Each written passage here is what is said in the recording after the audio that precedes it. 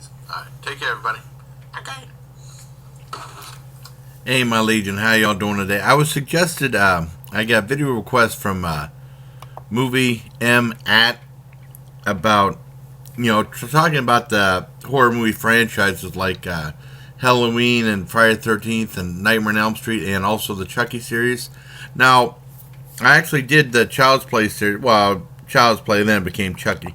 I actually did the Child's Play series in my review of Tremors 5 Bloodline because I did Tremors 5. I reviewed that because it just came out. And I did Curse of Chucky. Reviewed Curse of Chucky, which just came out on Netflix. That was like a couple years old. And I talked about my history with the Child's Play franchise. So I did do that one. And I wanted to start off with do a new one with the Friday the 13th movies. My complete recollection. Because I was born in 68, so I was here when I was around when the whole thing took off in 1980. And it was weird because well, let me go back to the origins. I saw a documentary called His Name Was Jason on Frightflix. No, it wasn't Frightflix, it was FearNet. And I'll go more into that documentary later, but I wanted to talk about Sean Cunningham was talking about making a movie. They were going to have like this TV deal to make some soccer show about soccer on TV, and they wanted to do like something that tied them over until that came about. And they decided to do this one thriller. They called it a thriller, like a pot boiler type thing about a killer, and called Friday the 13th, and released in the summertime. And then that took over and became a massive, massive, massive hit. And they weren't expecting it. They expected to play in theaters for maybe a couple weeks and leave, because that's back when the drive-ins were full in force, and they had special movies, horror films, just for the drive-in audience for the most part. But I mean, Friday the 13th played in drive-ins and in regular theaters and stuff like that. And they expect just be a pot boiler, after a couple weeks that'd be it, and they'd make some money and then that'd be it, and then it became a big profit. And so they decided to cancel the plans for the saga show and just focus on this series because it was such a massive hit. And right around the time it came out, Siskel and Ebert, I do watch Siskel and Ebert, and they have them a lot on YouTube, reviews of them. Even though they bash horror films, I did grow up watching them because they talked a lot about movies. I learned a lot about movies from them. I usually don't take their advice. Usually a lot of the times when they have the dogs of the week, those are the movies I wanted to see. The movies they put on the worst list are the ones I wanted to see the most. And they did something called The Woman's Always the Victim, but on YouTube it's called, it was a two-parter, it was called Women in Danger. And they were mentioning the Friday the 13th and all these horror films, and that was like my, I was trying to find out a lot more about horror films because my mother wouldn't let me watch horror films at all, for the most part. I mean, I ended up watching them basically because my dad, they ended up having a late night horror show where they showed the old black and white ones. I was able to watch that, and that was like my beginning of watching horror films. Even though I watched a few in the 70s, because we just had regular TV like King Kong and Orca. Orca is one of my favorites, and Land of Time Forgotten, stuff like that. Those were horror films to me back then. We saw The Deep, which isn't really a horror film, but I considered it a horror film back then because it's made by the same guy who did Jaws. I saw that at the drive-in. But she was really adamant about me not watching horror films. And Siskel and Ebert had a thing called The Woman's Always the Victim, a half-hour special. And they were complaining, and back then they didn't call it the slasher genre, they called it, they just said thriller showing women in peril. And they mentioned the Friday the 13th, and they had clips of that.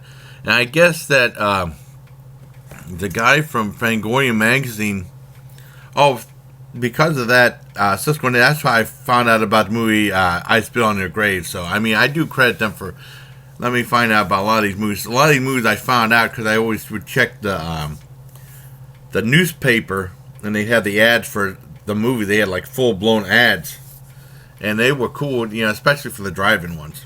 Well, anyways, I know that I can't remember the guy who from Fangoria, the editor, and he was saying that Siskel and Ebert had like this campaign, this petition for Paramount to take that out of the theaters. And they were really, and he was really pissed off. And he was speaking out against. Not too many people talked about that though. Well, anyways, okay, jump forward. A lot of these movies I didn't see until we got a VCR. Thank God for the VCR, you know. And I know the kids in school were talking about Friday the 13th and going to the theater and see it. I never went to see those in theaters, at least when I was in school. Whenever the VCR came out, we eventually started renting movies. I know that I was forbidden to see a couple movies because my dad talked to this one lady, old lady in the library, saying, this is gory, this is gory, this is gory. Like, I wasn't allowed to see Night of the Living Dead, Halloween, Friday the 13th. They didn't say anything about the sequels. I guess I was allowed to see the sequels. And Texas Chainsaw Massacre. Just because of the title and stuff like that. And then eventually, I was able to see that. I mean, they didn't say anything about Dawn of the Dead or Day of the Dead. Day of the Dead was gorier than hell. You know, I saw that easier as shit. But it was weird, though. Well, anyways, I eventually saw Friday the 13th. And I remember I was surprised Kevin Bacon was in it. And I really enjoyed the movie. It was really good. And like I said, it was cool. I remember my dad came down towards the end of the movie and he said, what the hell is Betsy Palmer doing in this? Yeah, and she became really famous for being for her role in this one, and she had a small role in the second one. And I remember she was saying that on that documentary, she said that she'd go out sometimes, she'd hear it go, and people go, Jay, son, kill. You know, and she thought, she dug it. She thought it was cool. And rest in peace, Betsy Palmer. You know, she passed away, I think, 2 years ago. Rest in peace to her. Well, anyways, I really enjoyed the first Friday the 13th. And it's weird because that lady said it wasn't gory. It was more like if it came out today, it's quite possible to get a PG-13. I know they said that there's when Tom Savini was doing the special effects, he made the special effects a little bit over the top and gory. So whenever the MPAA was threatening for them to cut down the violence or give it an X rating, he knew he could make the appropriate cuts on sets that they weren't going to have anyway in the movie. I guess there was a bootleg going around showing the uncut Friday the 13th. I'd never seen that one though.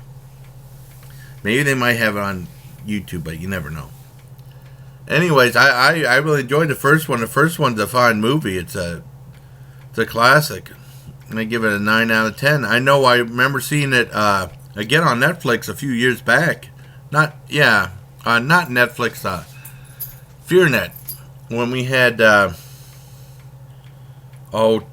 Movie Pass from Time Warner Cable, and then I don't have it anymore. You have to be subscribed to have it, and now it sucks because it's just a Disney Channel. It used to be Disney Channel, FearNet, Viewtopia, which had a whole bunch of movies, and Fox Movie Channel. Now it just has Disney Channel. It's kind of silly. Let me check what's going on here. I got a comment. Definitely worth a try just for the dare factor. Well, that's cool. Yeah, like I said, then that's what we had. I saw it again. I enjoyed it. And then I got, we saw I rented Friday the 13th Part 2. I really enjoyed that. I actually enjoyed that a little bit more than the original one. And that has Jason actually as a killer in this one.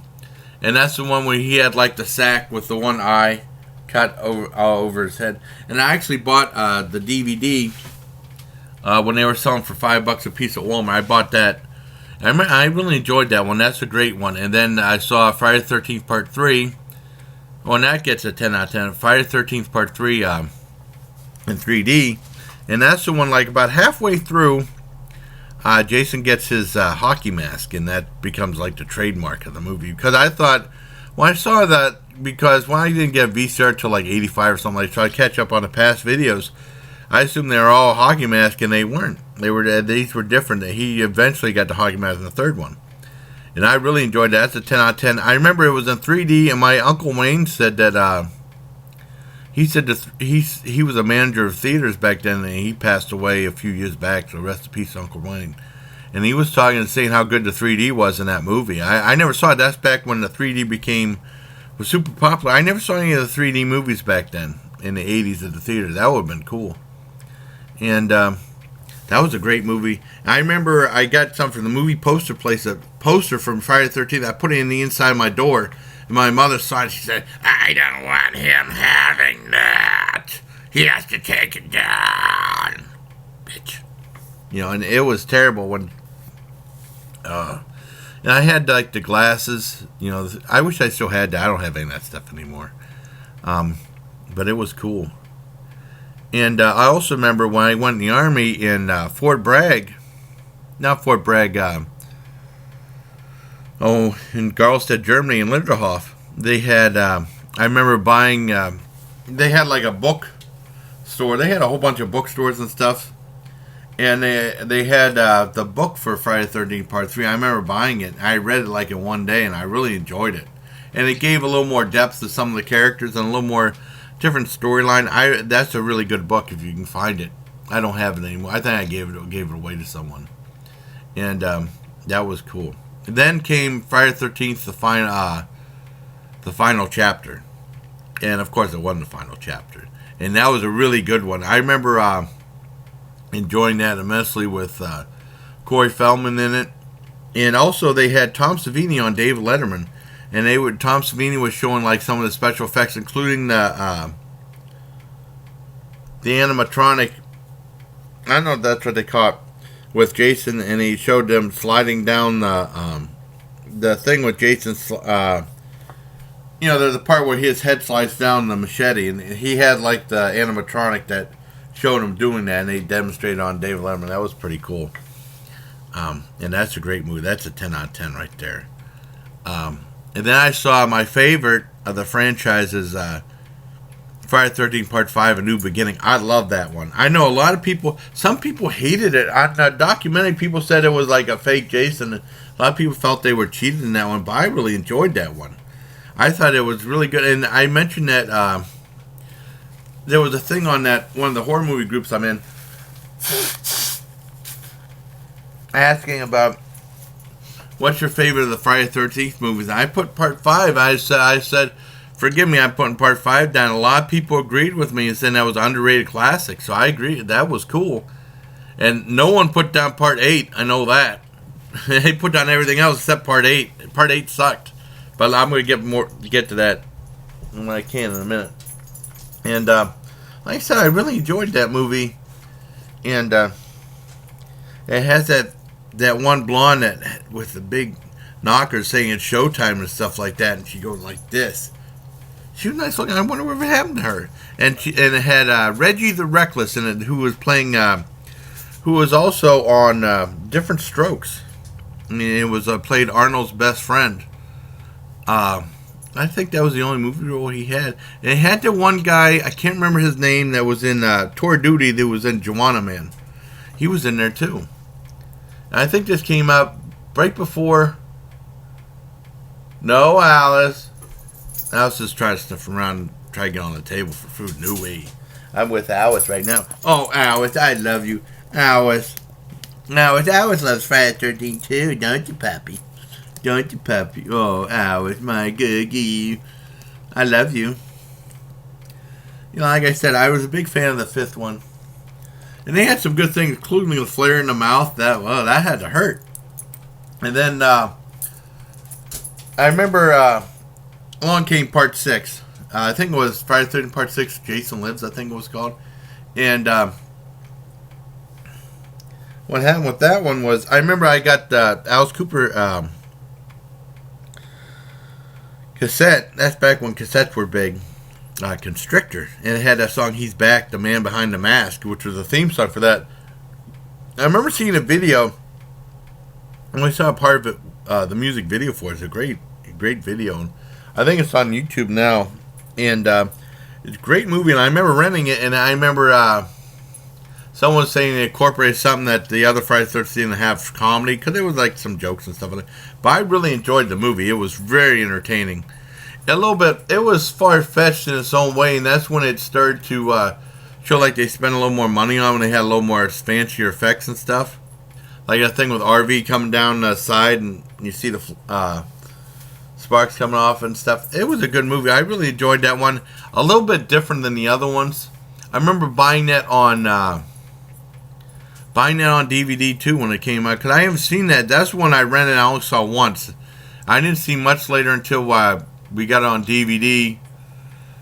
Oh, and then we watched it again. I watched it with my dad. My dad said it was stupid, but I enjoyed it. That gets a 9 out of 10 for that one. Oh, and Friday the 13th Part 5, I didn't give a rating to it. That's a full-on 10 out of 10. Fantastic movie. And then, that was pretty much it. I went in the Army, and I remember I didn't know that there was a 7th one coming out, and they had something. We were in class, and they had, it was in Fort Gordon, Maryland, and they had like this one thing that just showed like updates on AFN, and they said like the top movies for the weekend, and they said Friday the 13th, The New Blood, Part 7. My dad said there was a new Friday the 13th. I said, that's cool. I didn't see any commercials for it, and then I saw that was number 1 at the box office. And as always with AFN, they're the AFES, Army and Air Force Exchange Service Movie Theater. They have second run features whenever they're done playing in a movie theater. And usually they play, depending on popularity, they might play for 1 day, 2 days, 3 days. Very seldom and very rarely they'd ever play for 4 days. Well, anyways, a month or so later, still in Fort Gordon, Georgia, and it played at the movie theater, and I went down there and I loved it. And that was the one when they had like a girl with supernatural powers, and she was fighting Jason kind of towards the end, and it was really cool. And they had that guy from Weekend at Bernie's was in it too. I really enjoyed that one, and I remember there was a part where you see how they talk about sometimes people being vocal in the movie theaters. The soldiers are very vocal. There was a part, I'll never forget it, probably one of the most famous killings was when he went and he got those kids in the sleeping bag, and he grabbed the sleeping bag with a kid in it and went like to hit it on the tree a couple times, and the soldiers go ooh-ah, ooh-rah, like that. I thought that was really cool and funny too. But that's a great movie. That's a 10 out of 10. And then 1989 happened. And 1989 was the death for a while of a lot of these franchises, including Friday the 13th, Halloween, and also the Texas Chainsaw Massacre. And Friday the 13th, Part 8, Jason Takes Manhattan came out. I remember it was weird because it did play in the theater when I was in Germany, in the military theater. I couldn't see it because I had to work those few days. And I remember whenever we had to go back and forth, I remember I was in doing maintenance in Bremerhaven at the signal company. I was in the 581st signal company back then. And the guy was talking about, I asked the guy about a movie. He saw it and he said it was terrible. He said it was really bad. And then, I didn't want to go into it. And then I was always trying to rent the movie because I had to see it. I had to see it because I'm a fan of the Friday the 13th movies. Even though the guy said it was terrible. And I eventually saw it, and everything the guy said about the movie was true. Yeah, I didn't like it at all. And mostly, he was in New York that long. He's basically on the ship. And that Joe Campanella was in it. And it looked like they spent a lot of money on the movie, but it was a terrible movie, and the makeup on Jason was horrifically bad. And I hated that movie, and I give that probably a 3 out of 10. I really didn't like that movie. And some critics actually praised that movie, saying it was probably one of the best of the Paramount, and they're crazy. But I mean, I hated that. I remember the guys when I remember going back when we went to Fort Bragg. We were in the reception station, and actually they played that movie was playing. The guys were watching. I still watched some of it when he was in the end, but I still didn't like it. I didn't care for it. The only part I kind of liked, even though I didn't really take it seriously. Guys were doing something, and Jason lifts his mask up like this, and then the guys run away. I don't know. It was stupid. It was a terrible movie, though. And that was a death knell for the Friday the 13th franchise. Like I said, that was a death knell. Halloween 5 was a death knell, and then Leatherface, Texas Chainsaw Massacre 3 was a death knell for that series, too. And then not till 93, when New Line Cinema picked up the Friday the 13th franchise because it was originally owned by Paramount, and they must have bought out the franchise or something. They came out with Friday the 13th. No, they came out with Jason Goes to Hell, the final chapter, which is Friday the 13th, Part 7. And this one, they did a different idea. They did like he was a supernatural entity going from body to body. And it was basically, people never mention this though, but it was like that movie they did a New Line Cinema did a movie I saw in Fort Gordon, Georgia back in 88 called The Hidden. Either made in 88 or 87. I saw in 88 called The Hidden, where the same thing pretty much happened. And I did enjoy that. I thought it was very entertaining and very interesting concept. And it was nice seeing a very lovely Erin Gray from Buck Rogers fame in another movie, because she was always nice looking. I wondered whatever happened to her. And at least she was in that movie. And I remember seeing, at the time when that movie came out, I was a friend with Sean Smith from Blackest Heart Media. And then that became... from Blackest Heart magazine, then became Blackest Heart Media. And then whenever I finally got online and stuff like that, Blackest Heart Media went out of business. But I remember he used to sell bootleg tapes, and they had like an uncut version of that. And I remember getting it. And I liked the movie. I enjoyed the movie. That gets probably a 9 out of 10. It tried to be something different, but it was still very entertaining. And then that was the last of Friday the 13th for the longest time, because a lot of the horror franchises, because of the Scream movies, they weren't around as much. And then eventually Jason X came out, and I can't remember, 2001, 2002, and I wanted to see it, and that was Jason in Outer Space, and that was really cool. And I remember I bought the DVD and I watched it with Dad, and he even went back and did Jason Reed came back and did that thing with a sleeping bag, but he had a couple sleeping bags and he was hitting them on the tree, and that was pretty funny. That was cool. David Cronenberg had a small appearance in it, which was really neat. And my favorite one-liner from the movie, I remember laughing. That one guy fell on this giant thing. He went down like that. And he said, "What happened to that guy?" And the guy said he got screwed. I laughed my ass off. My dad goes, I knew it. It was shaking his head. But I wanted to see if he was laughing. I was laughing because that was funny. And that was a very cool, and I love the Uber Jason, the very like synthetic robotic Jason. That was awesome. And I wish they would have went with another movie with that, but I guess that was as far as they could go, I guess. But that was a full on 10 out of 10. I love that movie. And then finally, the long-awaited Freddy vs. Jason came out, which is kind of like a sequel to both Friday the 13th and Nightmare on Elm Street in one movie. And that was fantastic. Cool seeing them fight. And there was lots of cool build-ups with Michael Buffer going, "Let's get ready to rumble." And they really did a great promotional campaign, because New Line Cinema actually cares about these movies. Not like Paramount on that documentary about His Name Was Jason. They said Paramount was embarrassed by the series. You know, and because that one guy, I can't remember the guy's name, Joseph Zito, maybe. He was really excited to direct Part 4, and he wanted to board of the meet. He wanted to see the executives at Paramount. They just pretty much didn't want to talk about it. He was really excited to talk, and they didn't really want to talk about it because Paramount was embarrassed with the series. They were ashamed of it. You know, even though it was successful. And that's why they should have had no hand in the crappy remake. But I'll get more to that in a minute. But like I said, I really thought that Freddy vs. Jason was awesome. Seeing them fight and stuff, that was really cool. And that gets a full on 10 out of 10. I really enjoyed that movie. I thought there would be a sequel to it maybe in some time, but I don't know if it will now or not. They really screwed things up with these horrible remakes. And then New Line Cinema and Paramount, like I said, Paramount should have no business in this movie. If they were that ashamed of this franchise, they shouldn't have even whopped it into this. It was just a cash grab. And they did a remake. Alice, come here. A bigger budgeted remake of, what's wrong, honey? Of Friday the 13th. And I don't know. I didn't care for it. I thought it was a crappy remake.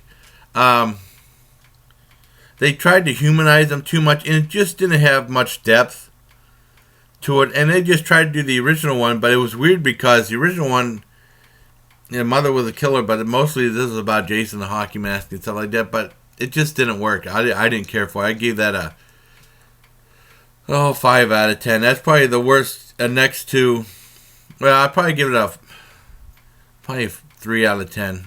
Right up there with Friday the 13th Part 8. I mean, and that really killed the series. And there hadn't been a Friday the 13th since then. Oh, and I also forgot to mention in the 80s, there was a Friday the 13th TV show that had nothing to do with the series. I never watched it. And I was able to watch the TV show. It was on like Saturday nights at midnight. I think I was watching Saturday Night Live or Elvira. At the time, I never watched that. And then they had Tales from the Dark Side at 1 o'clock. I did watch that. But, that was about an antique shop, and every thing there at the antique shop had a story, and that was pretty successful. It was on 2-3 years, but it had nothing to do with Jason, but it was called Friday the 13th, the series. And I remember Fangoria was actually liked that series. And some of the critics actually thought it was a pretty good series. They wanted to distance themselves with the movie series big time, but I liked the movie series. And then, like I said, with after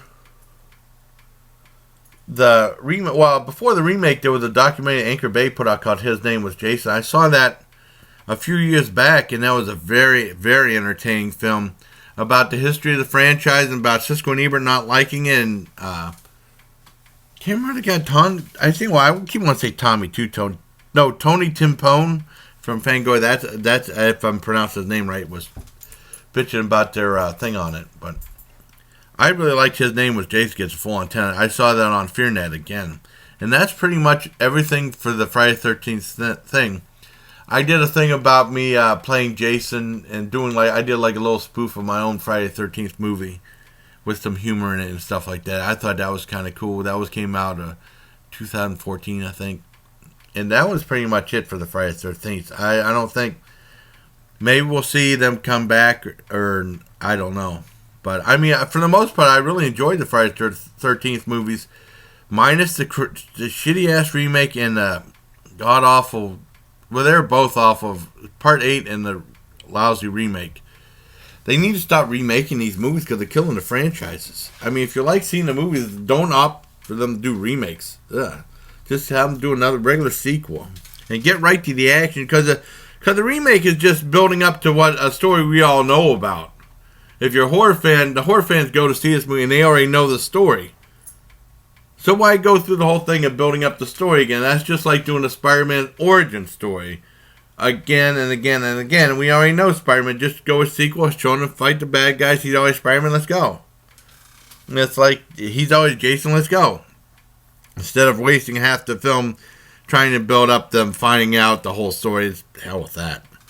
Because we already know the story.